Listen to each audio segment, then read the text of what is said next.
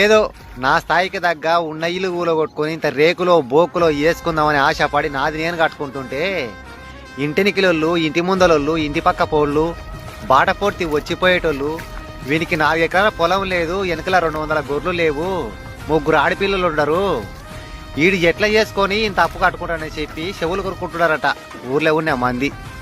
చెప్తా వినండి. దేవుడిచ్చిన కాలు చేతులు చక్కగా ఉంటే ఉండి నాకు ఏ రోగం రాకుండా ఉంటే ఇంకా ఓ 20-25 ఏళ్ళైనా సరే జీతం ఉండి చేసిన అప్పు కట్టుకునే ధైర్యం నాకుంది. ఆడ ఈడ ముచ్చట్లు పెట్టుకొని మీ నోటి జొల్లు మాత్రం పోగొట్టుకోవద్దండి. నాకు దేవుడిచ్చిన కాలు చేతులు చక్కగా ఉంటే మాత్రం నేను చేసుకున్న అప్పు మాత్రం కట్టుకుంటా, నా పిల్లల పెళ్లి కూడా చేసుకుంటా. అడ్డగోలిగా పడి నా మీద ఏడవద్దండి.